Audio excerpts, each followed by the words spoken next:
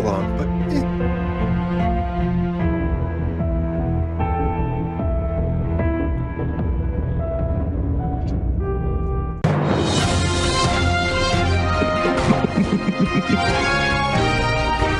Hey everybody, welcome back to Cruise Control. It is Friday, October 13th. That's right, Friday the 13th. Welcome to Cruise Control, the home of entertainment news. I am your host, as always, Brian Kruse. Welcome back, everybody. Apologies for the slight delay. We had some weird, funky ghosts haunting the show on this Friday the 13th episode, so, it's something out there going crazy. Hey, Racer X, welcome back to Cruise Control. And joining me back, as always, is my lovely co-host, Miss Sabrina Vittori. Sabrina, welcome back to Cruise Control. How you doing tonight? Barring the insane amount of issues we just had getting started, I'm fantastic. Happy Friday the 13th. Yeah, happy Friday the 13th. You're right, Jared. That was a little bit of Harrison right there. It was literally the music from Harrison. Yeah, a little bit of Harrison. But it's Friday the 13th, the spooky time of the year, and the show is kind of based around the Friday the 13th presence, the aura, the spookiness of it all. So I can't wait to get into it with all you. But we got some new guests back here tonight, and I can't wait to introduce them. The very first person back here on Cruise, well, I'm gonna say here on Cruise Control for the very first time. Stand up extraordinaire. This guy is awesome. He's fucking funny as shit. He's also working in the Cameron Union, and I worked with him a long time ago. Melissa and Joy. Everybody, welcome to Cruise Control. Marvin, McNeish, Marvin,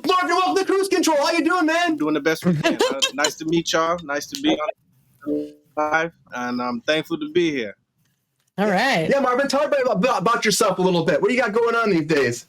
Well, I am a career PA, but there's a lot of occupations in between.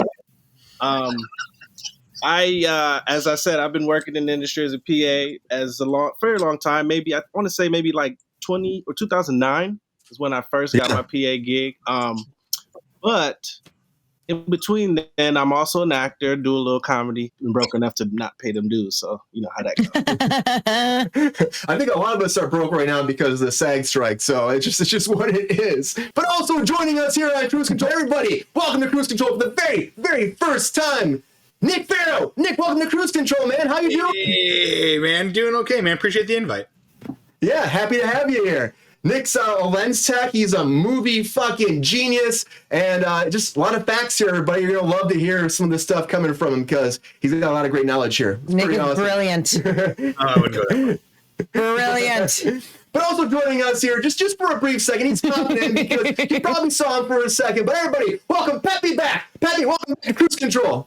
I'm not in a good mood today. AMPTP walked away from the table. What gives? I agree with my girlfriend. We aren't asking for anything outrageous, just a fair deal. Spin button. How many times do you have to say that?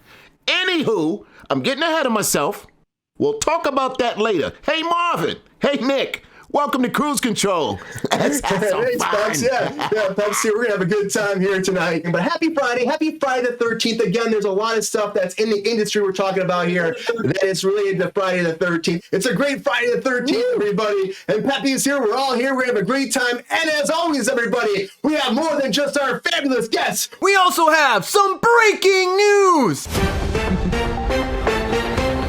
All right, the very first thing I want to dive right into is, well, I want to talk about The Home. Pete Davidson has a horror movie coming out, everybody, and it's called The Home, all right? And it deals with, now the whole breakdown for this is a haunted house treatment to a retirement home whose residents and caretakers harbor sinister secrets. Now, Pete Davidson stars as the character of Max, a former child foster care person that is working at this home, and then he finds out that there's actually a connection to his own past here at this foster home. And yeah, they just announced it that Lionsgate picked this up. It's done. It was actually out in film festivals, and Lionsgate decided to pick it up and distribute it. It's coming out early 2024. So Pete Davidson's coming back to the big screen, like he's also coming back to SNL. But yeah, a good slasher up right there. I can't wait to see this. But speaking of the king of slasher, I want to talk about John Carpenter and Barbie.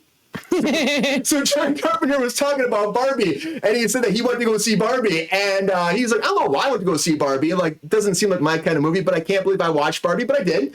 And it's just not my generation, he said. I had nothing to do with Barbie dolls growing up. I didn't know who Alan was in this movie. I mean, I can sum it up, he says, but he goes, I don't have a vagina. And then at the end, I'm not going to the gynecologist. So that's the movie to me.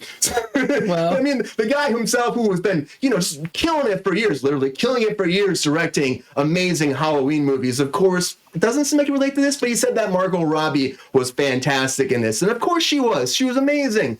But talking about slashing, Aquaman has apparently slashed about 20 scenes from the movie. About 20 scenes, and 2 involving Amber Heard. That's right. Only 2? Talking about only 2 that we know of, full scenes they cut from her, but she's barely in the movie apparently, but it's a big thing. This happens where they go through and they change things. They have viewings and they change and cut scenes and then reshoot. That's how it goes. This one has definitely plagued with a lot of problems.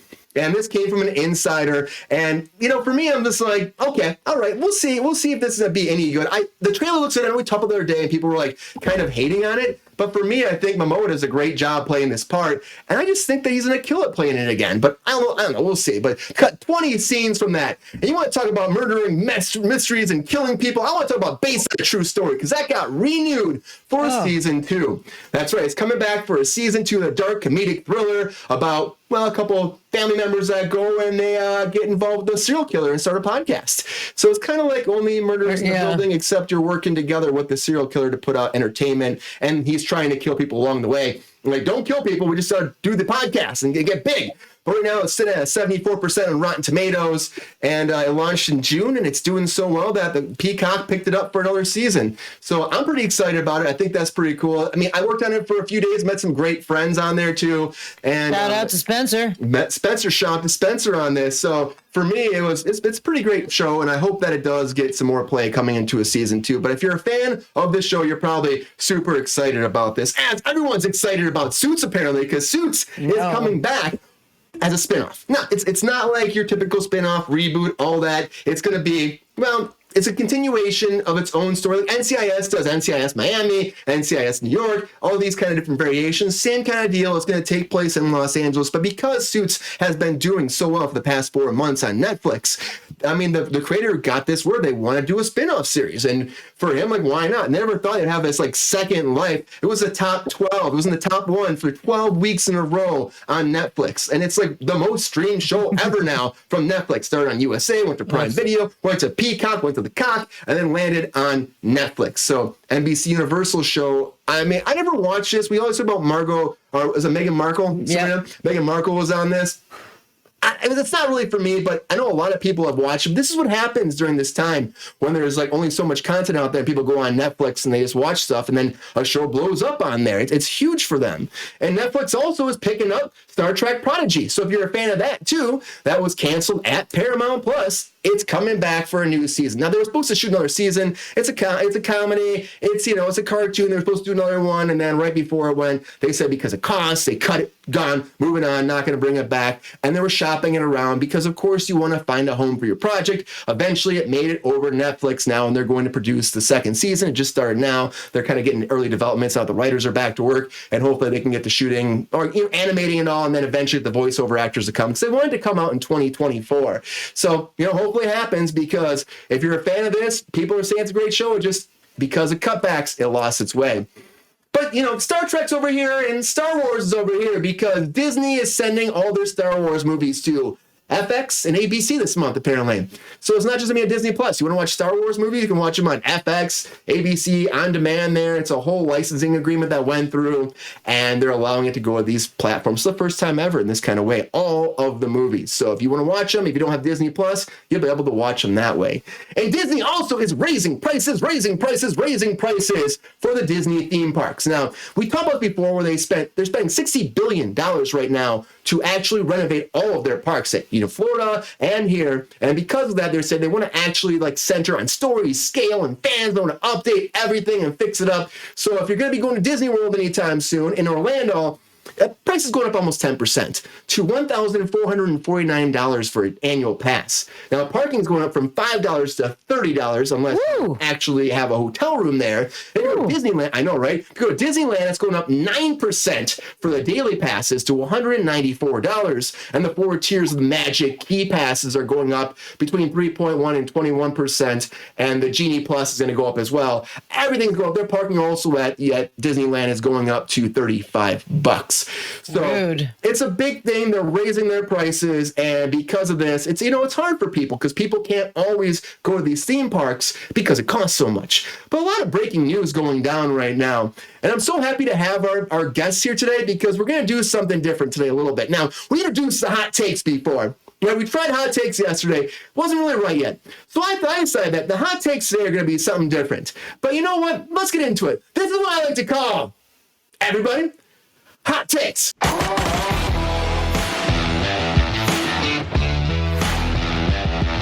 So hot takes, everybody. This is going to be a little different, like I said. We're going to give everybody 1 minute to talk about everything I just talked about. So all the breaking news, you get 1 minute to talk about your reaction to it. If you like it, you hate it. If you want it, if you don't want it. And also on top of that, if it's Friday. So if you can get all of them all together, you get every topic covered. Hopefully remember them all. Then you get to choose when you get to talk next. Like let's say there's a topic comes up, you want to be the first person to talk or the last person, you can use that card and use it right then.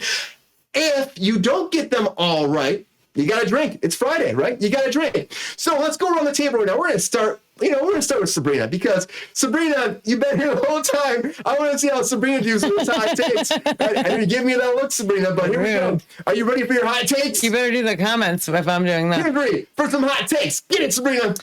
Okay, so I think it's cool that John Carpenter went to see Barbie at all, so that's A+ for him. I'm kind of bummed that he didn't like it and had a less sexist take on it. Would have been good. Aquaman can fuck itself. Not Aquaman, I'm sorry. Aquaman cannot fuck itself, but Amber Heard can fuck herself. Pete Davidson is really making a fucking special appearance in the world right now. He has that show Buckets that's really, really popular. Now he's doing this whole fucking haunted house situation with the old people. So that's kind of cool. Also, based on a true story, I didn't watch, but I heard really good things about it, and it kind of seems like it's my vibe, so I probably should watch that. Suits can fuck itself because Meghan Markle can fuck herself. Jesus Christ. And then we have Star Trek and Star Wars. Star Trek can fuck itself. Star Wars cannot fuck itself. Well, sometimes it can fuck itself, but I'm not really sure how I feel about it. Also, and Disney to top it off can definitely fuck itself because it's already for to go to Disneyland for 3 days with your family. It's already freaking over $1,000. Now you want to charge me extra money for parking from $5 to $35 for parking. That's really a huge increase.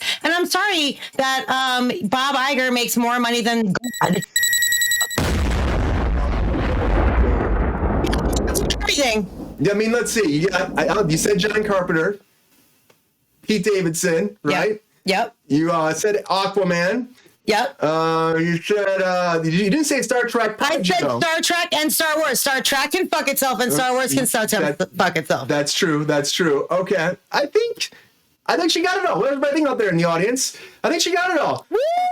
You get it all. What do you think you want to do? Do you want to choose? You're going to choose, right? Just tell us when you want to go first, or when you want to go last. Got it. And then we'll go from there. So we're trying stuff out here right now. Pepe's not going to go this time. He's more of an observer this time around, but we keep losing Marvin. I don't know what's starting. So we're going to have to go to Nick. So I guess, Nick, it's going on to you next for your hot take. I hated it. All right. By the way, I fucking hated it. Nick, you ready?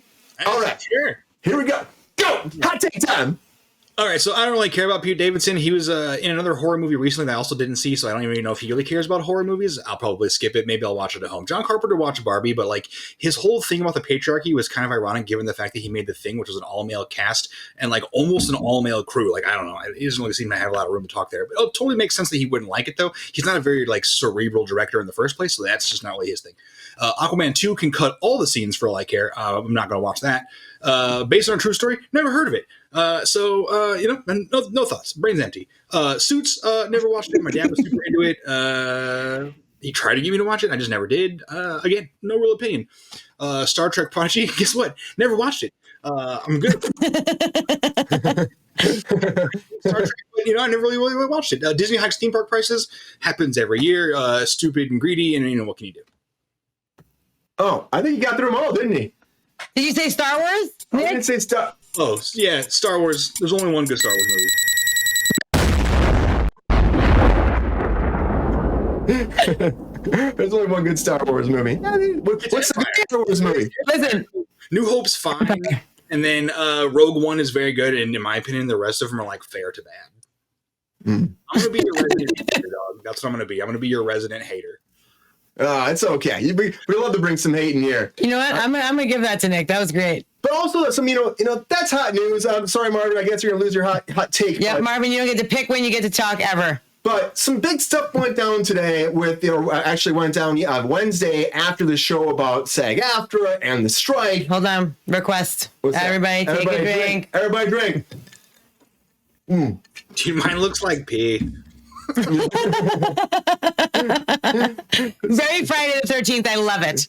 But some stuff went down, and we sent Peppy. Peppy wanted to talk about this because Peppy is he's so adamant about what's happening right now with the strike. So Peppy, take it away. Tell us what happened with the AMPTP and SAG-AFTRA strike. What's going on? What's going on, Peps? So, guys, I want to talk about the AMPTP walking away from the negotiations with SAG-AFTRA. They said the gap between the two sides is too great and that conversations are no longer moving in a productive direction. SAG-AFTRA has been on strike since July AMPTP, and you want to come to the table for the first time since then and lowball the actors. The studios rejected the union's request for a 2% share of the streaming revenue. So, the actors proposed that they instead be paid a set rate per subscriber of all the major streaming platforms. Sounds good to me. SAG-AFTRA's estimated that it would cost about $500 million per year, and AMPTP said it could cost as much as $800 million. Now, the word on the street is that Netflix CEO Ted Sarandos said that SAG asking for a set rate per prescriber was the bridge too far. And it's only 57 cents per subscriber. Give me a break. Come on! You know what's a bridge too far? Walking away from the table and letting all these beautiful people suffer. Man, I'm fired up about this. I'm so boy, oh boy. I got a bone to pick with AMPTP. I'm sorry, guys. I'm just fired up about this. I've got a bone to pick with these guys. AMPTP, I'm sick of you guys. I don't know when they're going to talk again soon. I'm going to get back out on the street, and I'm going to talk in the field, and I'm going to go out next week. Look at that right there. Read that sign. Look at that sign. Can everybody read that? Broadcast worldwide in perpetuity. Oh, yeah.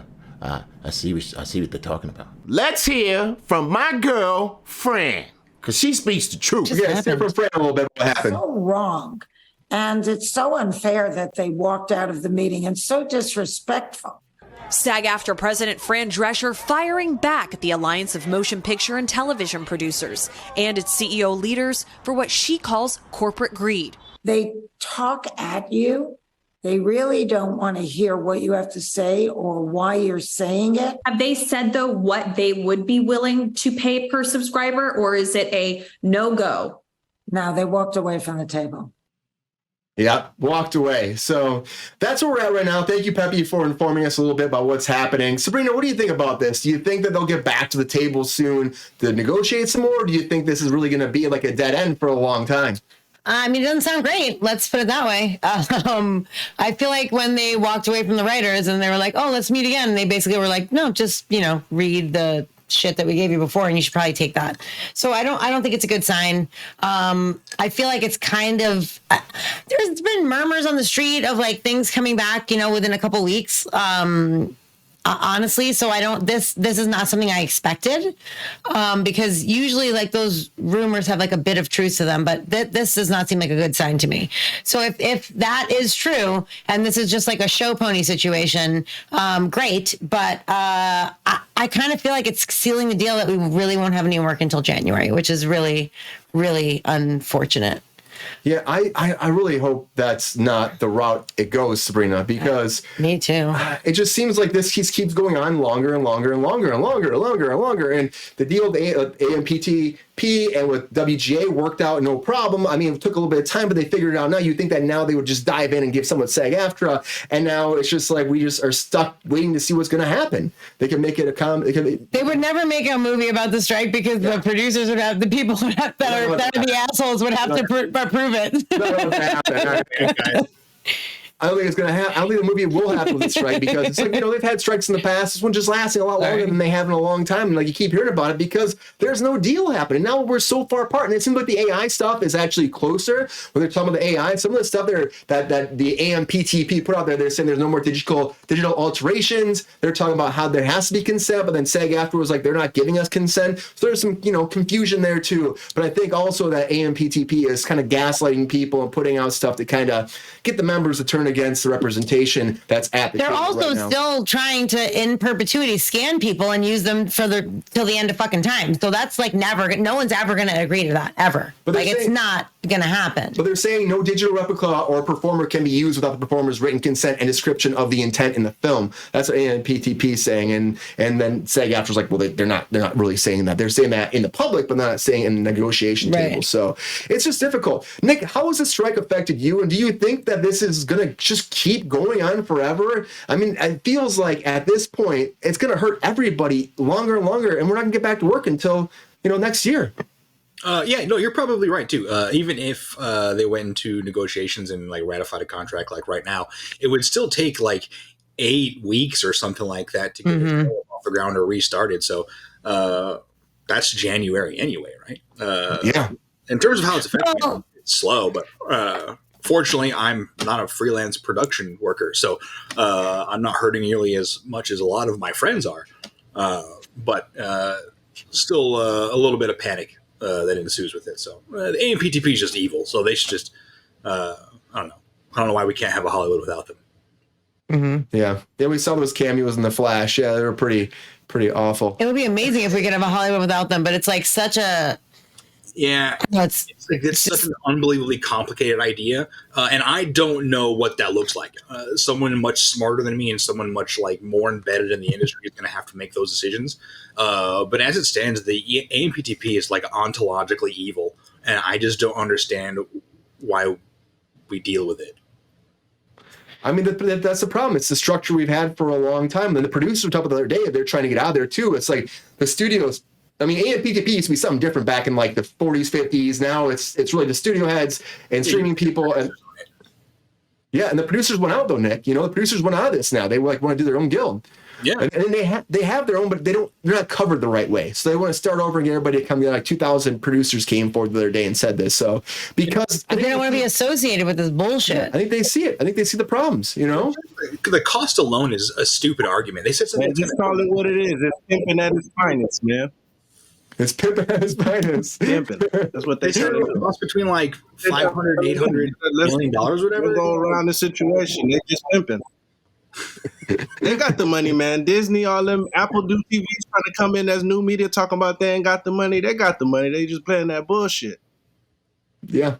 I think the money is there. It's just a matter of like they just want to hold on to so much of it. The whole thing like the 2%, 1% that they want, actors want for residuals.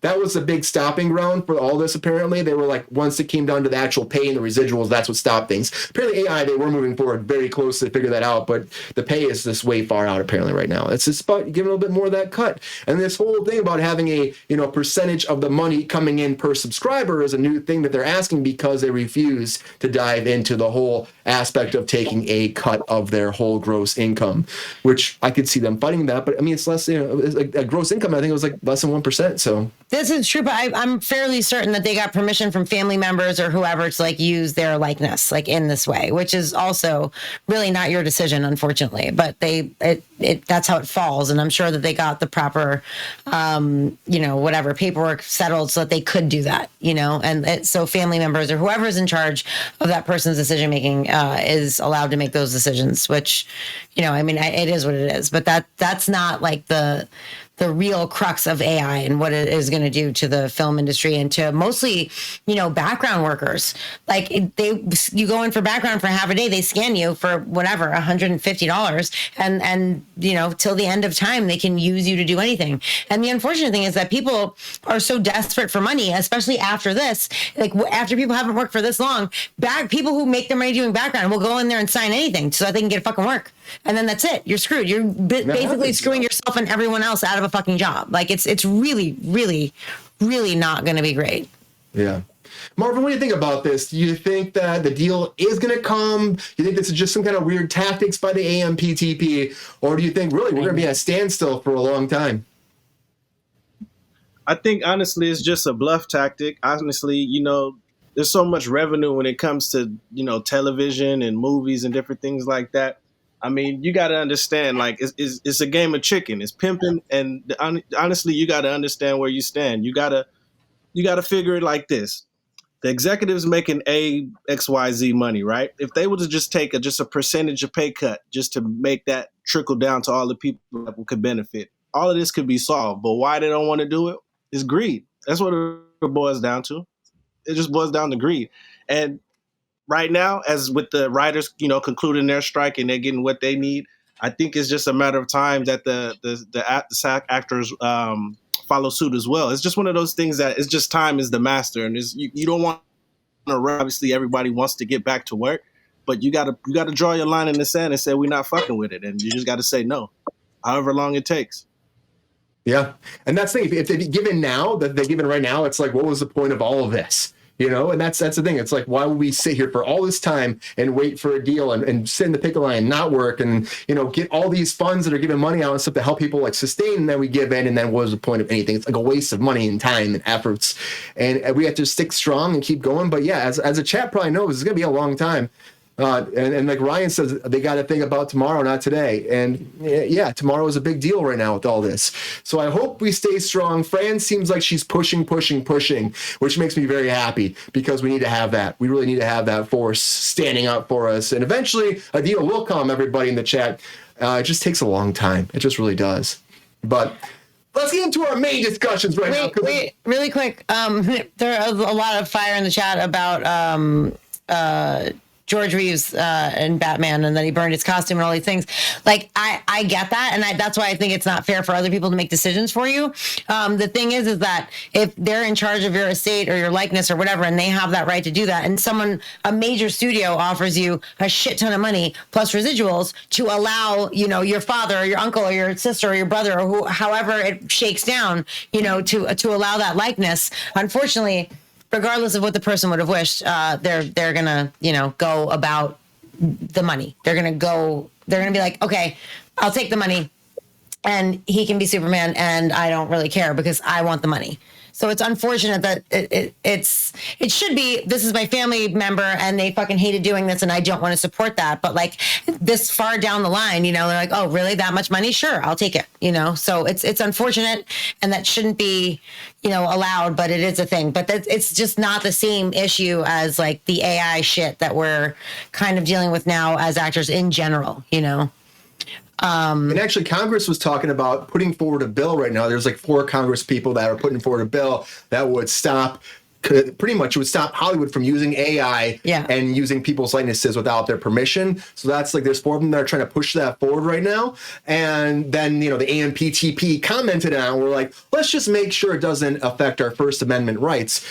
And, of course, you're going to want that. But I think they're just trying to be like, in a way, they're like, don't mess with us because they want to be able to use AI. They do. I mean, it's from a business aspect. I get it. They want to keep that door open. But it's not fair to the people that are busting their ass for them that are just, they do this for a living. It's like, but we hate about it across the board. It doesn't matter what your job is. Everyone's worried about this happening. But, if actors are going to do something about it, this is the time to do it now. Just keep going. Keep fighting. Because if you don't, it won't be a job for you maybe later in the future. Unfortunately, it sucks. It sucks bad. But anyways, it's Friday the 13th. There's a lot that's happening with spooktacular stuff and with Halloween projects coming forward. So everybody, let's get into it.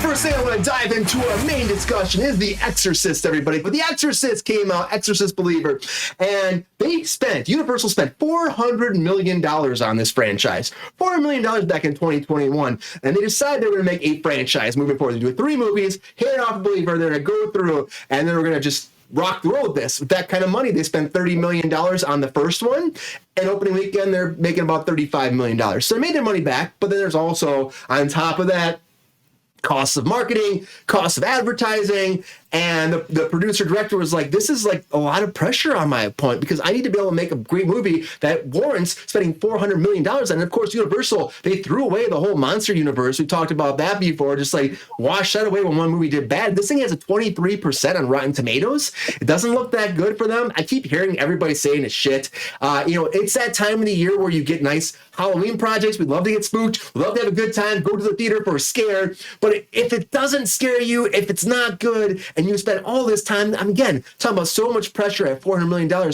was there a point of spending that money? Do you scrap the whole thing? Do you start over? Do you just like take it for a wash? Knowing the studios these days, it feels like they would just try to write the whole thing off and be like, well, I guess we lost our asses on that. But to me, I just don't understand. These movies never made big money from the get-go. The original ones are the best, but this one is still made good money, they're saying, for these kind of movies. But with a $400 deficit you're going into, I mean, even if these things make $100 million each movie, you're still losing your ass for buying this. So what do you think about this? I'm going to go to Nick first. I know Nick loves horror movies. Nick, have you seen this movie? And even if you haven't, do you think this was a good move on Universal's part to actually spend $400 million on this and hope that this franchise is going to make them bang for their buck? Because to me, it just seems like a bad move. I don't know. What do you think? Hold on. I also have a question for Nick really quickly in the chat. I know because Nick explained this to me today. So they're asking if it's a sequel, and I said, no, it's an installment. So can you also explain that when you're done answering Brian's questions, please? And thank you. No, I haven't seen it yet, unfortunately. It looks like dog shit, I guess. I know. But I'm a sucker for bad horror movies, so I still want to see it. But I guess I don't think it was wise for Universal to buy this franchise. I don't think it's wise to make this a franchise at all. There are like legitimately interesting, obscure horror movies from like the 70s and 80s that like have total franchise potential. And The Exorcist is like, the first movie is such like a singular story with so little movement to create sequels, and they just did. The second one was terrible. The third one is completely unrelated. The prequels are dog shit. There's no reason this one should be any different. So I don't, in terms of your point of is it a sequel or if it's an installment, I don't know. I mean, if it's the Demon Pazuzu, then it's technically a sequel, I guess. But I don't know. Oh, interesting. Yeah, no original actors. This is it's like a complete kind of redo here, and they were planning on just like rebooting the whole franchise to make it whole new and make it great, they thought. And Nick, yeah, I just keep hearing it's dog shit. And honestly, this movie is not for me as it is. I wasn't a big fan of the originals. They're okay, but like the original Exorcist is fucking dude. Old 80s movie called The Prowler. Right, it's a super low budget, very strict genre slasher film, and like, dude, that would be a sick franchise if they wanted to do it. It's this like old World War II veteran that kills people with a pitchfork on prom night. It's awesome. Let's just roll with that instead, because like at least it's interesting. Yeah, why not? Like dive into there. I don't know why. Again, you're bringing up a point we say all the time on here, Nick. Is like, why not just do something else? You know, like stop banking on these franchises that, of course, it's a name and people like would fight over this name, but overall, like, why? I mean, it didn't do that best stuff. Then do something new, original. Because everything has to be a sure bet. In order to like be released in theaters, everything has to be focused and studied and understood, and it like. They don't want to take risks because risks aren't sure bets, right? Mm-hmm. Yeah. Risks go straight to streaming services and not to theaters. Or they win Oscars like Everything Everywhere All at Once. Well, totally. I mean, risk. Yeah, I guess I'm not really thinking about like independent films like Annapurna and A24, Focus Features. Those guys are like doing really, really remarkable work. But the studios don't know. Yeah. They like to pretend they know what we want, but they're just salesmen. Yeah. But you're 100% right. And I say that all the time on the show, but like, it's like you would think after what happened last year at the Oscars and how amazing that fucking movie did that, like they would be willing to do more of that, but they're not. It's almost like they're doing less. Like, it's really unfortunate. Yeah. The same thing when Parasite won Best Picture. Yeah, they're doing just enough to make some money.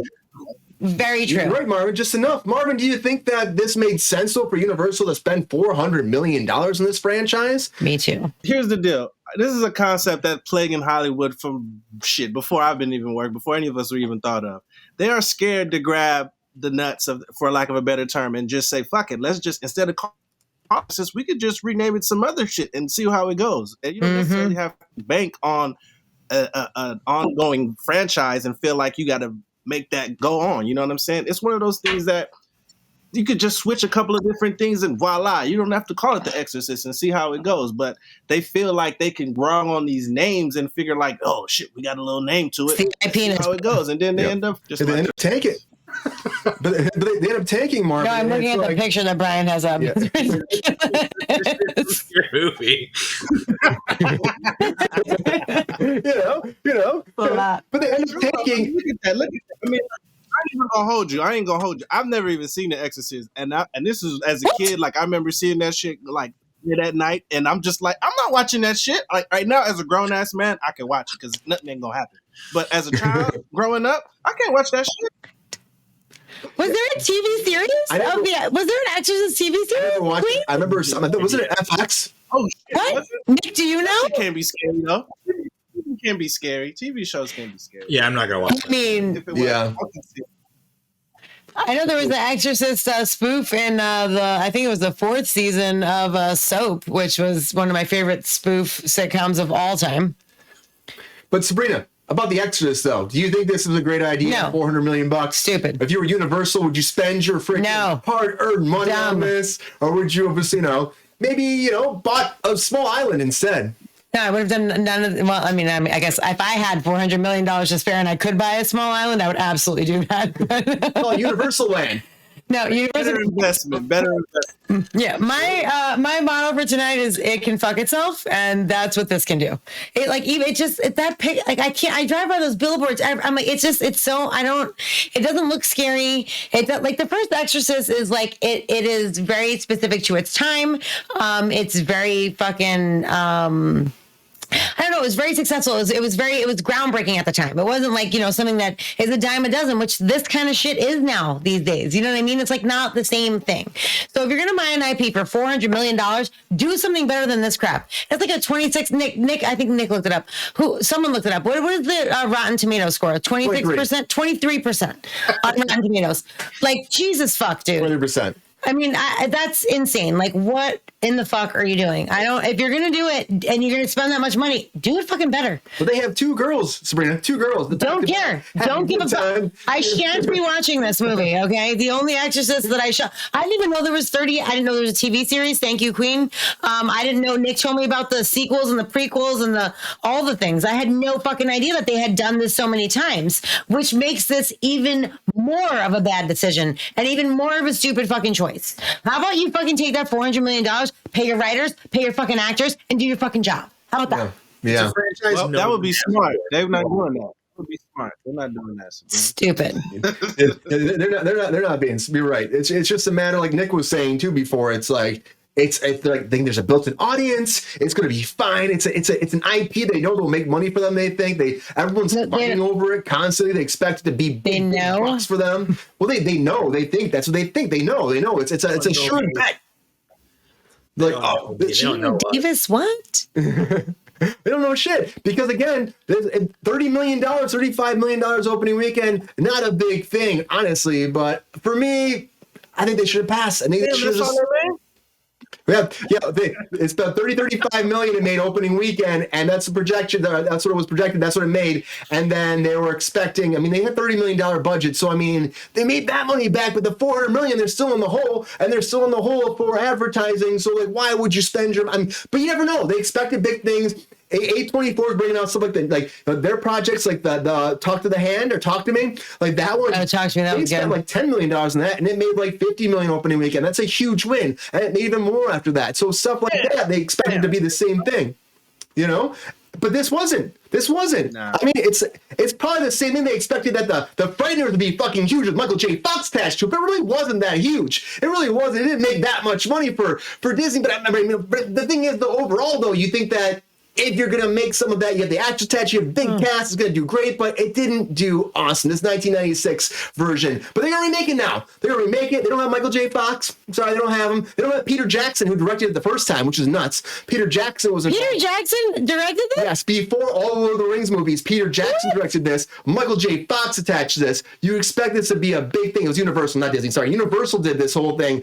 And now Universal's talking about rebooting it now, getting a new person, redoing the whole thing, and trying to make it work with today's special effects. Now, the special effects, I will still say back in the day for this, it's not the best. It's okay. The ghosts look all right. This movie's actually pretty fun. I rewatched it recently because I knew we were going to talk about it, and it's actually pretty great. And Michael J. Fox plays a con artist that actually can see ghosts. So his wife dies, and then because of that tragedy, he can see ghosts around him. He talks to them, he befriends them, and then uses them to haunt people's houses to go in there and make a buck. And then there's a serial killer, though, a serial killer ghost that's writing numbers on people's heads and then killing them off. And then Michael J. Fox to figure it out who's killing everybody. And this was really a fun project. And I loved this when I was a kid. It was came out in the 90s. I was a lot younger back then. And the idea of this still, it sounds good to me. I think in today's day it can work, but who plays that? You had Timothy Chalamet to play it or something like that. I don't know. I don't think that's really for me, but it was a financial flop. So now we're going to dive back in and try to make it work in today's day, which is what we talk about all the time, always rebooting stuff to try to make it work for today's, audience. But what do we think about this? Let's get around to our panel right now, because I'm kind of wondering what everybody's thinking. Nick, what do you think? Do you think The Frighteners would be a good movie to reboot, or do you think that this is a bad choice for Universal again, to make something from their past? Yeah, I think this is a better idea than The Exorcist. Because it's a broader audience, more people will go to see it. I like the first one. I don't know if it's good or not, but I like the first one. I liked it too. It's kind of stupid. It's fun. I'll go see it at least. I don't know about anybody else, but at least I'll go see it. I'm in. I'll be honest. I'm in. Who should they cast, Nick? Who do you got? Who do you think could play Michael J. Fox? This is gonna sound weird, but they should get the dude that voiced Coco in the movie Coco. They should just get that kid. I want to see him do stuff because he did Coco and he was amazing and disappeared. So just get that kid. That could be really awesome, actually. I bet they're going to go a Timothy Chalamet route, or they might try to get SAG-AFTRA or somebody like that. Don't you see them trying to go into their pool of people that are not too young, not too old? Don't you see them doing something like that? I don't want to see Timothy Chalamet do it. I'm getting it looks like hell. It's like a boring fever dream. So I don't want to see him do it. I don't know, man. I think they should just get a nobody, or They should get someone that doesn't have a lot of credits. They should get someone. Why have to rely on star power? Just do something cool. I doubt Peter Jackson's going to come back for this. And all the horror nerds out there know Peter Jackson is a horror icon. If you've seen Dead Alive or The Frighteners, the dude is horror royalty. But he's not. There's no way he's going to come back for this, right? They're going to get some sanitary studio director to point the camera, reaction shot for every conversation, and be boring. But whatever. Hopefully the writing is good enough. Yeah, I hope it's good enough. Sabrina, what do you think? Do you think the same thing with Nick? Do you think that this would be a good idea to make and move forward the reboot compared to The Exorcist for Universal, or do you think this is a project that Universal just should stop doing reboots? What do you think? I think someone told us to drink, so everyone needs to do that. Also, number one, everybody take a drink. Thank you. Also, I didn't see this. I had no idea that Peter Jackson directed it, so thank you for that little tidbit. But if Nick liked it and you liked it, I respect both of your opinions on. It's actually a really fun movie. It really is. Yeah, it is. Just turn your brain off, make some popcorn, let yourself glaze over. It's fun. The thing is, awesome. They're not going to stop doing this dumb shit. So at least do the dumb shit. At least if you're going to do a recreation of an IP, fucking, at least do good shit. So I don't know. It's been a long time. It's not like they're remaking something that came out 5 minutes ago, which they do a fucking lot, which is very annoying. Ty says Jack Harlow. That maybe could be fine. I don't really. I don't know. Who could play Michael J. Fox, Sabrina? Who's modern day Michael J. Fox? Who could play modern day? See, no, that's the thing. Like, I don't want somebody to pretend to be somebody else. I want somebody to be themselves. And I'm with Nick on a no name. I think they should get, some undiscovered person that can come in there and do a really good job and, showcase their talent and start their career. Like, I think we need more of that. And I don't think that anybody who goes in there trying to replicate Michael J. Fox is going to be successful, because that's it's always, when you're making someone else's choices instead of your own choices, it's not going to be good, in my opinion. Yeah, super hard to beat. Also, Ty told us to drink, so one more drink, everyone. All right. Also, Queen G on the remake of Monster Squad. I would watch that remake every day. I love Monster Squad. Wolfman's got nards. I watch it every day. I would 100% go see that. And I don't even care who's in it. Oh my God, look, here it is. Oh my God, he said it. I didn't see it. Nards. Marvin, have you seen Frighteners before? Do you think that this is a good idea? Because Universal, they're doing Exorcist over again. They're going to redo this again. This is a good idea. And if you haven't seen it, is there anybody that can replace Michael J. Fox in this role? Here's the deal, man. I hope y'all don't send Peter after me, because I'm going to beat this shit like a dead horse. They need to stop fucking making all these goddamn remakes, bro. Like, they need to just, give people... Nothing wrong with that. Like, there's certain stuff that can be remade. But if you I think there's such opportunity into giving new things and new ideas. There's so much original content that can be used. I mean, shit, 25, 30 years ago, we barely had cell phones. But damn, we just keep going for the same stuff. Remake, put this person. It's too much comparison. It's let's just give people new ideas. And that way you don't even got to spend all that $400 million or $300 million. I mean, look at Blair Witch Project and all these other different... They don't take risks. They don't want to take risks. And then once in a while when they do, it's like they don't expect it to pay off. But that Fincher's involved in, and that's a different story. Anyone who watches the show knows that I rip people apart for fucking abusing IPs all the fucking time. It's obnoxious. But it's not going to stop. And exactly, Nick described it perfectly earlier. They want safe fucking shit. They're not going to take those risks. It's only going to be the independent companies that do that. And you know what? When those things, that's why A24 is fucking so fucking blowing up so much. It's honestly it's a trusted name where that it's not going to be a fucking reuse thing. That Nick has also mentioned another point. Maybe you can expand upon this. But that they've gotten to a point where they're also meddling in their projects a little bit, but it's still not to the point like a studio, Go ahead, Nick. Yeah, I thought they meddled too much in in Midsummer. I don't know. They work really, really hard to provide or to keep a consistent vibe to their movies. I've sit in an aesthetic, and sometimes I think they kind of get in the way a little bit of the movie itself because of that aesthetic or to achieve it. It's whatever. Yeah. It sucks. And it's again... It doesn't suck as much as a studio movie, though. as the chat keeps saying, and Marvin was saying, too, it's why reboots? Come on, guys. But Frighteners, again, at that time, I think... Thing is safe. You know what I mean?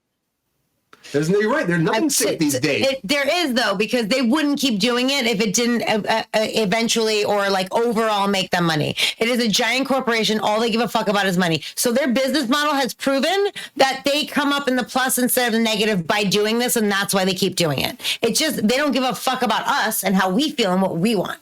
It's about them making money. So even if the margins are lower, they're continually making profit, and they're fucking fine with that, which is shitty. There's a really, really good interview you can find with Matt Damon. He actually went Matt Damon. Matt Damon. He did a really, really great interview with Hot Ones, and he talked about they're making all this profit and shit. They should already supplement these actors and shit. There shouldn't be a problem if that's the case. You know what I'm saying? If they got all this money they saving and they penny pinching, then they should be paying these fucking actors. They should be paying their writers, no problem. There shouldn't be an issue, but they still scared. Wait, Nick, what were you saying about Hot Ones? They don't want to fucking pay people, Marvin. So basically what they were talking about, this is kind of going back to one of Queen Glamazona's comments. She said that they want movies that already have a foothold in the marketplace. And so one thing that Matt Damon was talking about is the life cycle of movies has completely changed. So there used to be essentially two releases of any one movie, right? There was the theatrical release and there was the home release, right? And because the home video release is essentially, in the past, people still buy Blu-rays, kind of, but not like they did back in the days of like DVDs or VHS or early Blu-rays. So that second release is dead. So the reason they look for those sure bets is because they need that initial opening in the box office to explode, because they have to ride it all the way down the movie. Oh, I see. Wow, that's interesting. That was on Hot Ones? Yeah, Matt was talking about it, and he says it in a much better way than I can, because this is what he does with his that was articulate. I got the point. That was great. Matt Damon. Really worth watching. Yeah. It was very, very good insight. I've seen almost all the Hot Ones at this point. You actually turned me on to that show. Thank you for that. I guess I did not see Matt Damon, or maybe I was not paying attention through it. I feel like I did. Oh, yeah, I must not have. Matt Damon's awesome. Friend the show. Why not? Put it out there. Actors Equity, by the way. Shout out to losing the AMPTP to Actors Equity. Yeah. They're the first to make that fucking move, and I hope more people will follow. Yeah, Marvin. Yeah. Marvin, so, okay, before we move on, there's one more quick thing, because, okay, Universal, you got this Frighteners movie. You see it back in the 90s. You're going through a library. What makes them stop on this? Like, why would they go to this? Why would they not look at something else? It's not a big IP. It really isn't. So do you think this, why would they want to make this movie over again? You don't got to spend the whole $200 million. You can make a good movie off of $2 to $5 million, depending on what it is and what your setting is. Because most of this shit, you paying for actors, you paying for location, you paying for just to secure the script. It's a lot of shit that goes involved. So I can see how the budget can blow up. It's not impossible for it to get crazy. But if you find the script, you can break that shit down, and you can say like, all right, look, this is where we're going to scout. This is what we're going to do. This is how we're going to do for wardrobe. This is how we're going to map it out. I mean, you can condense that. About it is that everybody want to get paid. And it's almost like the situation of an independent person, because like you want your film, but it's a complete team effort. Somebody want to get paid this amount of money. I want to do this. I'm doing that. It's a village to come to make. You need a person just to get some goddamn water. You need crafty. You need a motherfucker just to hold the camera. It's so much people you need. It's ridiculous. So why the budget could balloon so high, but at the same time, if you condense it and you get people that's about their craft and they know what they need, you don't need 400 million, 200 million. Give me motherfucking 1 million right now. I'll make the best goddamn movie you ever see. I swear to God. That's just me. My personal opinion. All I need is $1 million. I don't even need low budget. I agree that it's low budget these days, though, too. But the thing is, they don't want to spend $1 million. They want to spend much more than that. And you know, one thing is, like, Disney's been spending a lot more than that on their series, Marvin. They've been spending about $150 million per series. And Daredevil is not even anything that's like outside the realm of what's normal. Because they spent so much money on Daredevil already. They started spending 18 episodes, they were saying, and they already shot like a little bit less than a half of the episodes. That doesn't matter, because during the strike, they said to themselves, it doesn't work. So they're scrapping it all. Well, they're scrapping most of it. They're going to try to use some scenes, but scrapping most of it. During this strike, they actually fired their writers, fired their directors, and they're rehiring writers and directors to rewrite all of the show, all 18 episodes, because apparently they were saying it was too much like a formulaic lawyer show. And very different from what you got in the Netflix version of him just kicking ass out in the field being Daredevil. He didn't apparently become Daredevil until like the 4th episode, wearing his suit out there fighting anybody. So like it was like 3 episodes of him just being a lawyer. And after watching it, they're like, well, the fans are going to hate this shit because they want to see him kicking ass, being Daredevil, him fighting D'Onofrio. And so apparently Kevin Feige, all the higher ups decided we're going to scrap it, start over again. Now the producers on board are still going to stay as the writers still stay as producers. They're not going to be writers anymore, but, you know, they're still going to be attached for the whole run. And to me, it's like, that sucks, though. Like, you're that far into a show, you're going to scrap the whole thing? It just doesn't make any sense. I mean, it paused back in mid-June because of the writer's strike, and they tried to go as long as they could, and then they had to shut down. And then this happened in late September. Very quietly, they said this. And the people involved, the head writers, Chris Ord and Matt Corman, are probably pretty upset about this. I can't imagine, like, you think you're going so far, but Disney's done it before. Disney did it with, like, the Han Solo movie. They fired those guys because it was too much like a comedy Han Solo and not like the Han Solo they wanted, and they fired them. And then I mean that happens. They do all the time. They switch the whole guard and they bring somebody else in, and they think, oh, this will work. But it's scary because they already said Echo's not doing well, and that's supposed to be like on the street like crime show, and they push up to January. They're talking about releasing the whole thing at once. And we want Daredevil to be good. If you're a fan of Daredevil, you want it to be good. You really want it to be. And they're spending $150 million in this. It should be good. But I don't know. It makes me nervous about the whole franchise. I'm worried to see where it's going to go. And I know people have been talking about this online a lot.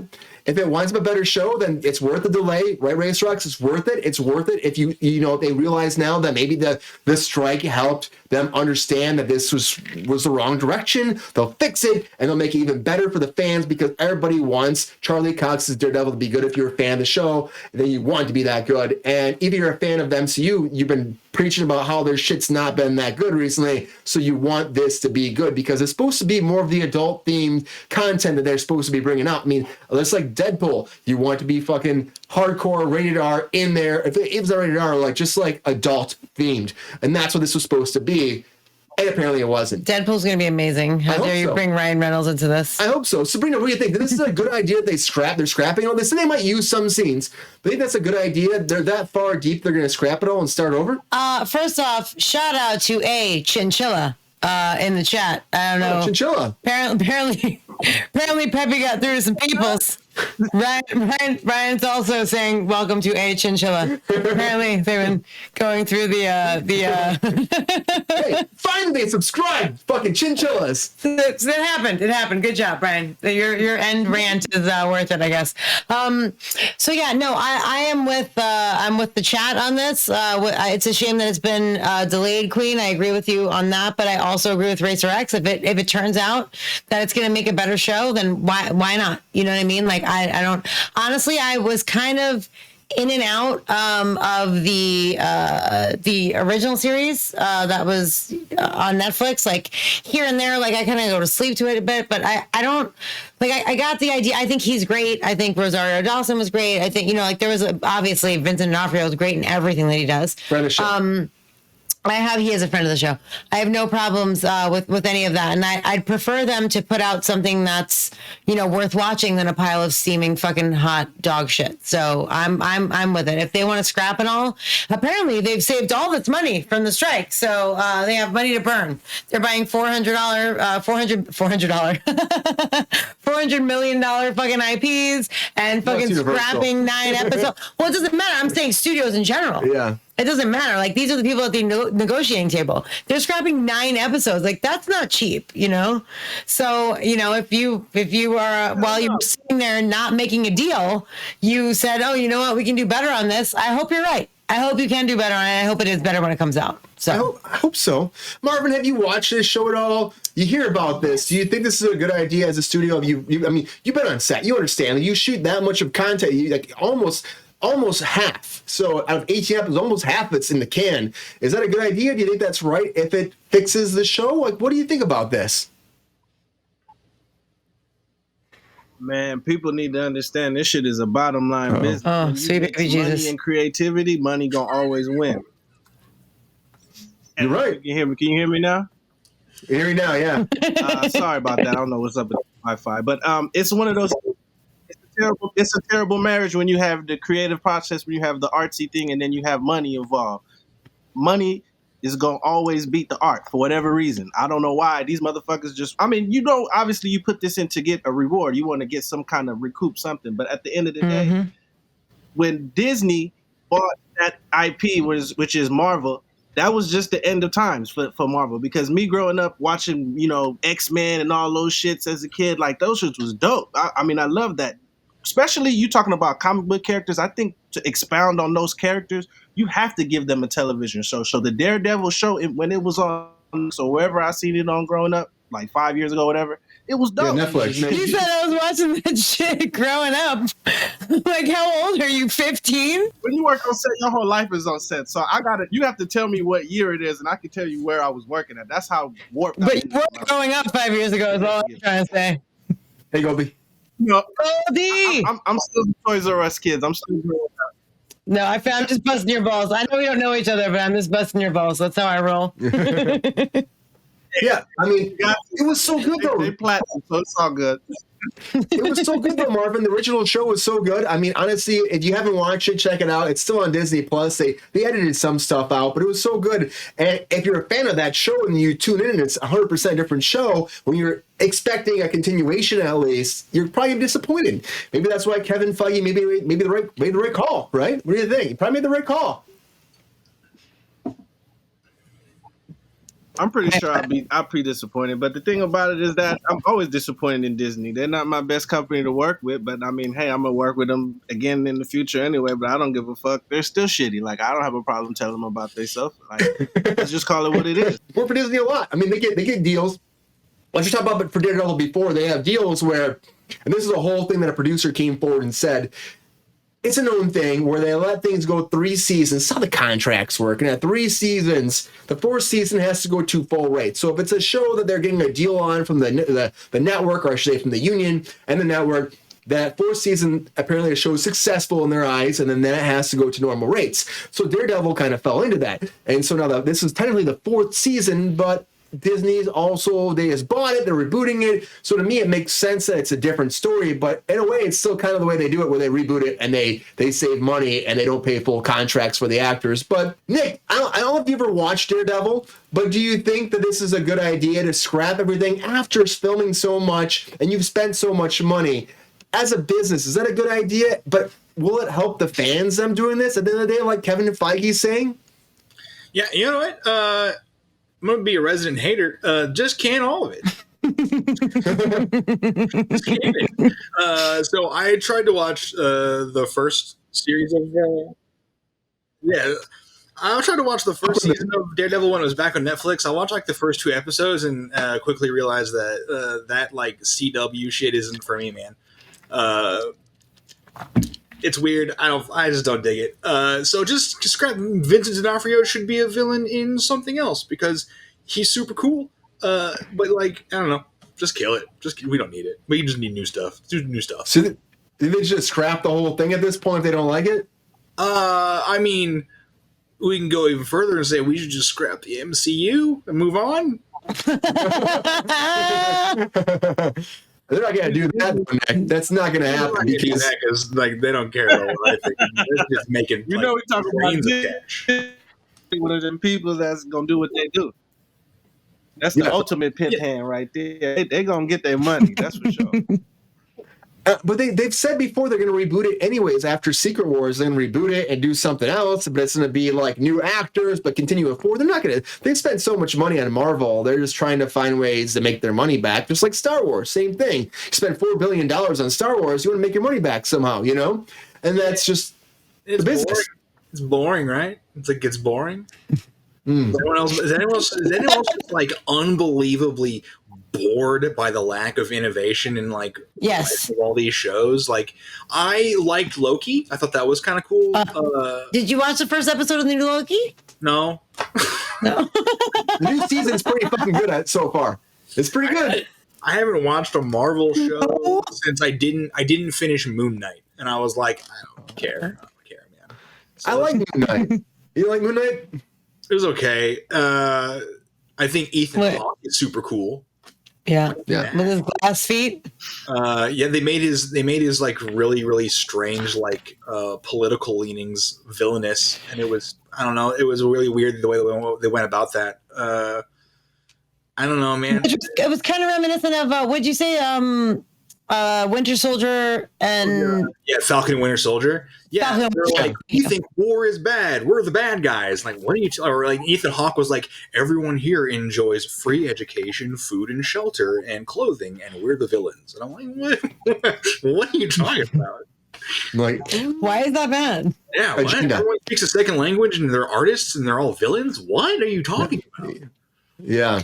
When you said that to me, I didn't even like. I mean, I thought about it while I was watching it, and I was like, I don't understand why they're mad at these people. But like the way that they kind of played it out was like, you know, in a weird way acceptable. I don't want to say acceptable. Like they made it about then the guy who was Goldie Hawn's son. Like they kind of made it about him. And it pulled the focus from it. So like it kind of, I don't know, it was, but when you said it to me, I'm like, that was. literally 100% right. 100 fucking percent correct. Like, it's fucking crazy. We're mad at the guys that want to make sure everyone has an education. That seems weird, right? Right. So weird. Yeah. Why would you do that? So weird. I don't know. Scrap Daredevil, and then all of them, all the shows, scrap them all. Just do something new and cool. Everyone. All right. Nick, I mean to cut you off. No, you gotta get my pee. Have a sip of that pee, bro. I don't know. I'm excited about Daredevil. I still think they shouldn't scrap it. I think they should just make No, dude, if it's not good, scrap it. Give us something better. Like, if that's what you're doing. They're gonna scrap it. They're gonna restart again. I'm just a hater. Yeah. No, you're not a hater, dude. Come on. Happy, what are you wearing right now, by the way? Anyways, what the fuck are you doing over there, man? You likes? I'm dressed up for Friday the 13th. You like my costume? You like it? You can call me sexy. Don't drink too much, guys. It's Friday. I still like to go for a walk. I don't like going on those drunk walks. All right, buddy. Yeah. Melon Bradley, welcome. Thanks for coming back. Yeah, welcome back. But yeah, I liked Hawkeye. Nick did not like Hawkeye. If I'm correct, Nick, am I wrong? You did not like Hawkeye? I continually forgot that I even watched it. Hawkeye has some good moments, but overall, it was whatever. Hawkeye. I mean, I like that. What's her name, Nick? We always go back and forth about her name. The Farmiga. Vera Farmiga is awesome. She's always a little too intense, but like in a really, really charming way. I dig the way she's the mom. Yeah, she's great. So she was great, and also Vincent D'Onofrio. They didn't really give him what he should have gotten, but he was good. I like the hesitancy of Jeremy Renner. That new girl who I don't even know her name, unfortunately, was okay. I really loved Florence Pugh. I just really love her. I'm gonna start calling her "Pardon My Tits." I really love her because I feel like she just likes, showing the tits off. I don't care. I love her. I love her tits. I don't care. I love everything about her. I like her pixie cut. I like her long hair. I don't give a fuck. She can't do anything I don't like. I love her. But Marvel is like talking about rebooting this shit. Marvel's trying to figure out their stuff because at the end of the day, it's a cinematic universe they're worried about. They want it to be great. They want it to be fantastic. They want to make the best product ever for their fans. And there's another cinematic universe, which I never thought I would call a cinematic universe. Deal with Halloween, because we had the Halloween movies that came out, and apparently they just sold to Miramax, and they're going to start their own universe. And that leads me to our featured story of the night.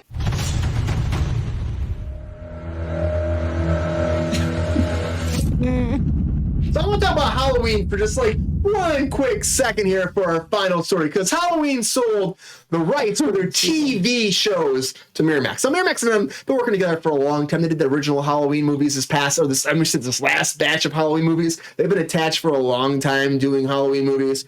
And they had a bidding war apparently with A24, Blumhouse, and them. They're going back and forth to see who will get the rights.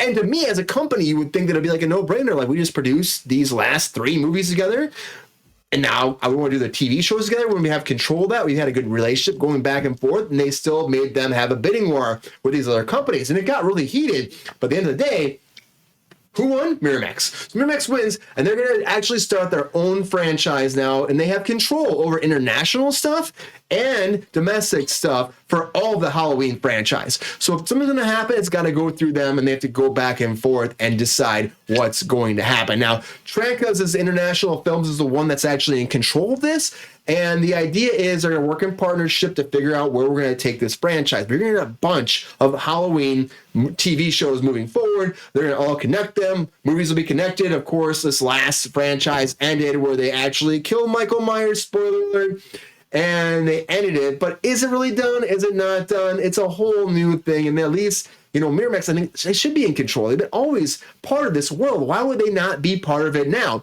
So the fact that A24 and Blumhouse still has been a part of the whole thing. They've always worked together with them, but the fact that they had to fight for this franchise, it's got to be really hard after 13 titles of Halloween.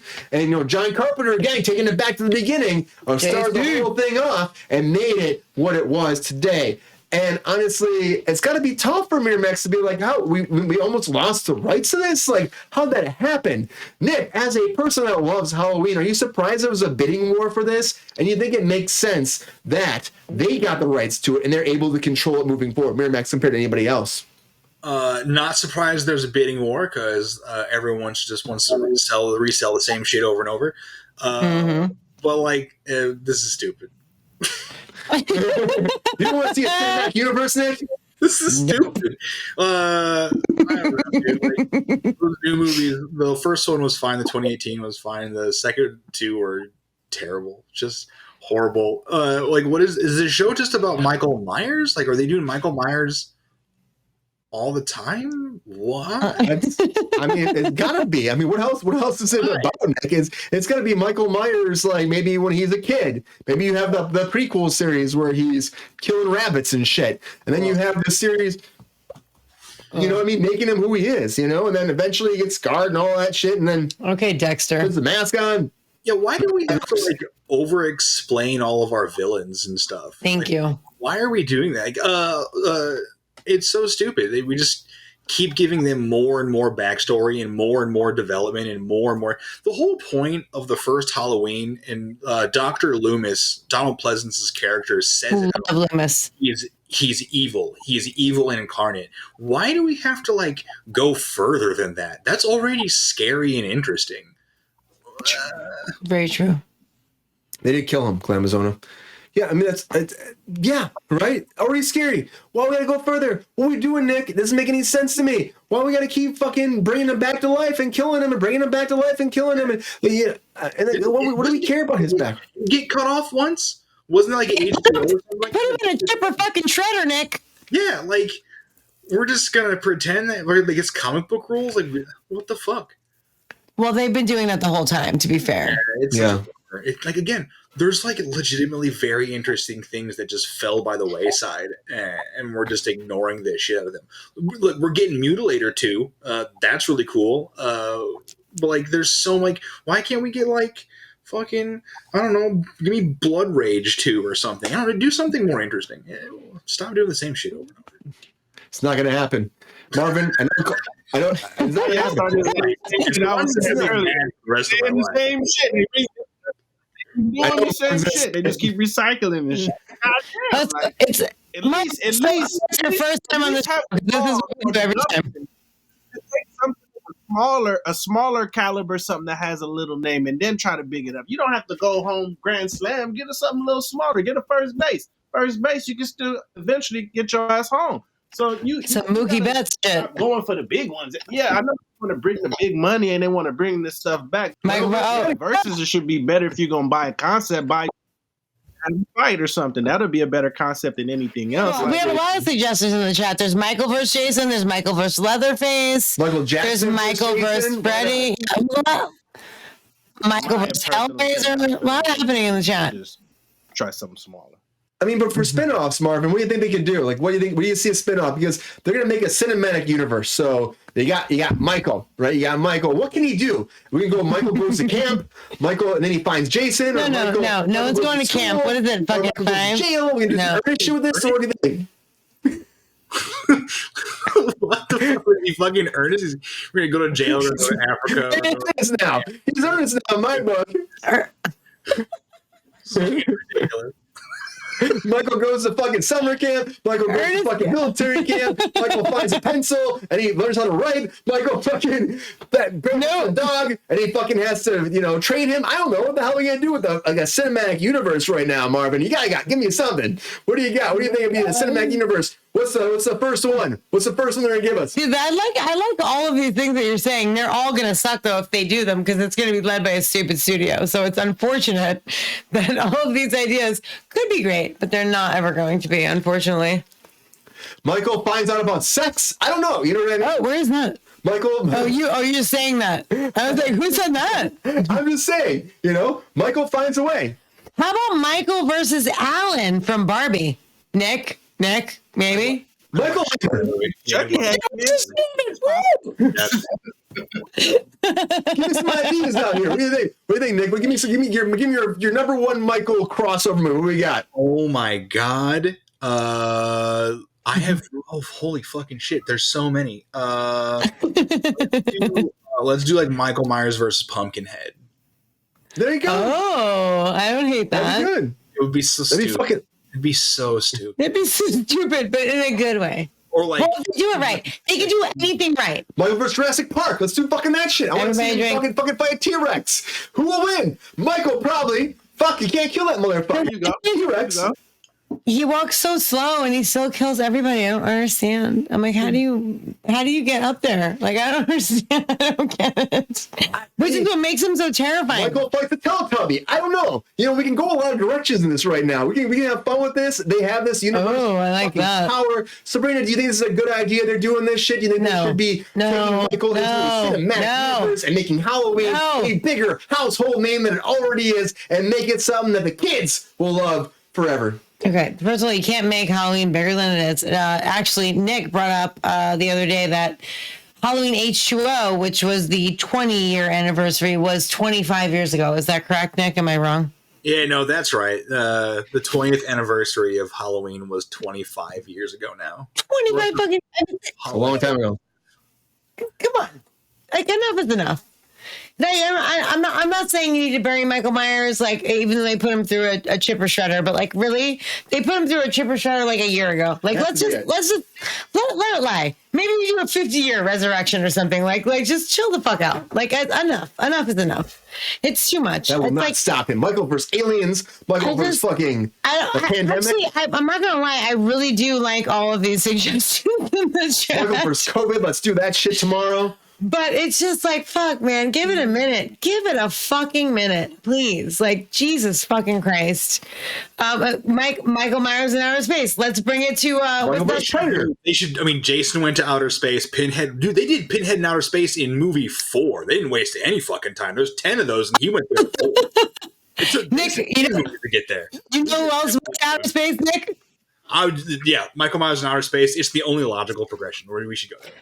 How about Vin Diesel went to outer space? I guess he technically didn't go to outer space, but Fast and the Furious went to outer space. Michael joins fucking Fast and the Furious. Fuck yeah, let's do that. It's all about fucking family and Halloween. That's what I'm saying. We had a very big Vin Diesel conversation today. I thought that would be a good tie-in. I mean, to get the rights to this, I just don't understand. Like, they spin a bidding war, but I mean, I get it. It's a kill aliens, Ryan. That's what he's gonna do there. What is he gonna do there? He's gonna kill fucking aliens. He's gonna kill aliens and humans who live in space. Whatever. Yeah. I don't know. Michael Myers goes to whatever. What did Jason do in space? Nick? Some bitches in a space station. Jason's best kill ever. So, like, I don't know if you guys are into slashers. Michael. Like, you measure slashers by how good their kills are, right? I know that's morbid and stupid, but it's just a thing. In the 6th movie, I think it was, he picks up a girl in a sleeping bag and like hits her against a tree and kills her, and it's super stupid and it's hilarious and it just looks awful. But in Jason X, he picked up a woman in a sleeping bag and then beat another woman to death with her. Oh wow! Wait, in space? In space.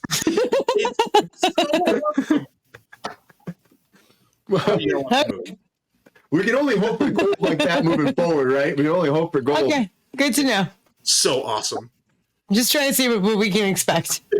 I just don't even know. Like, a cinematic universe is a lot, and that's what I will make fun of it because that's what I think. It's like, how do you make? It's not like it's fucking Star Wars. I mean, but again, maybe they want it to be a Halloween thing that they just carry on through the year. Maybe you hear about, I don't know, the kids of the kids of the kids of the movies, and then maybe Michael pops in at the end, and then you have a crossover movie. I don't know. I just think we have to have fun with it. Take him to space. Take him to fucking Pluto. Take him to fucking Saturn. Peppy's not happy right now. Peppy, why are you barking? Kids killing some shit. There was some significant others and shit, and then they're ready to kill some shit. They be like tired of these goddamn kids and all kind of shit they got to do. Then they can go on some shit. That's what they need to do. Yeah, that's true. But I mean, for Friday the 13th, it was funny this came out. I laughed so hard that they were doing this cinematic universe moving forward for Halloween. So if you're a fucking fan of the Halloween franchise are getting a lot more Halloween moving forward, and there's no stopping it, because if they're going to spend this kind of money and have a bidding war going back and forth to make it work, then you know they must have some ideas moving forward to make it work. There's got to be something. But for me, I still don't think it's the best idea. But what do you do? But Halloween is coming as a cinematic universe, everybody. Whether you like it, you hate it, you love it, you fucking want to make love to it later on after the show, that's all up to you. No. But to me, I'm not sold on it, but it's happening. It's done. Miramax has the rights. And at the end of the day, Michael Myers, I should say, because Mike Myers was not like that. I said that. Michael Myers is not going away. Anyways, everybody, I think Peppy's pissed off. Thank you for being here on Cruise Control tonight. I appreciate you as always. Sorry for technical shit. I feel like the show's fucking haunted tonight. There's some love from Sabrina. It's haunted tonight. You can't do it. Only I can. That's probably why. Happy Friday the 13th. Hope you had a great time being there tonight. Peppy was happy to be here. Nick, thank you for being here on Cruise Control for the very first time. Appreciate you bringing your hot takes. Thank you so much for being here. Hope you have a blessing time, man. Sure. Yeah, it was a blast. I'm sure I'll be back if you let me. Thank you, Nick. Appreciate you. Marvin, thank you for being here too on Cruise Control. Appreciate you as always. Love your stand-up stuff. What's the restaurant called again? I want people to go, because during COVID, Marvin was helping the family business. You're going to have some great time going there. Good people, good times, good food, and everything you need in LA, because that's what we talk about today. So anyways, everybody, as always, thank you for being here on Cruise Control. I'm a little drunk. I think I got drunk because I started drinking harder with the freaking... we had a lot of technical difficulties. I start drinking when it gets technical like this. I not necessarily had to drink more, but, But thank you for being here. And as always, everybody, you gotta spread the word. I think we're at 630... 33, I think. 33? Something like that, subscribers? By Milton, by Ritz-Rack, by Queen. Before we go. What Marvin, what's the name of the restaurant you're working at? Love you. Marvin's fucked. Anyways, everybody. Very busy. Very busy, Marvin is. Nick. Anyways, everybody. Pepe, what are you doing, man? I see you up there. Why are you barking at me? Pepe's very upset. Anyways, everybody. Tell your friends, your family, your uncles, your aunts, your cousins, your nephews, your grandmas, your grandpas, your great-great-great-great-grandmas, and their grandpas who have babies with this fucking chinchilla. You finally fucking subscribe to them, because I told them for fucking weeks they should subscribe. They will never fucking subscribe. They get tonight because they fucking love me, and they love you, and they love all the fans of Cruise Control. Tell your friends that are not chinchillas to subscribe to Cruise Control, the fucking chihuahuas and the fucking chinchillas that have fucking babies that are squirrels, because the squirrels are fucking crazy, that have fucking love with skunks, and that skunks fucked your neighbor who had a kid with a skunk, and a fucking gopher, who the gopher came out of, and the gopher fucking loved Cruise Control. He subscribed, but they did not subscribe. But the fucking mailman took him to the neighbor's house, and the neighbor's house did not subscribe because they're fucking assholes, even though the neighbor told him to. And with the fucking mailman and the fucking squirter and the skunk sprayed that fucking asshole, but he still don't want to subscribe because that's what they do wrong, and they don't fucking subscribe, but subscribe to Cruise Control. If you keep subscribing, we'll keep building numbers, we'll get bigger, and as always, everybody, we love you so much for being here as always. It's a tough time. It's a tough time right now. Technical problems, people going nuts, life fucking sucks. Raccoons fucking won't subscribe. And I tell Peppy all the time, fucking raccoons won't subscribe. And Peppy fucking tells me to go fuck myself. I don't fucking get it. Fucking Brian, I've told you before and I'll tell you again. Stop. Leave my chinchilla friends alone. They don't hate you. They just don't watch television. Now, I got a couple of homies around the corner that's always asking me about the show because I'm always telling them about the show. So the bottom line is, I might be able to get them to subscribe. But until next time, I love y'all and I'll see y'all back on the streets. AMPTP. Make a deal. Let's get low. Thanks, Pops. Thank you so much for being here on Cruise Control. Appreciate you as always. No disrespect, Agent Chilla. No disrespect. I know that you subscribed today. Thank you for existing.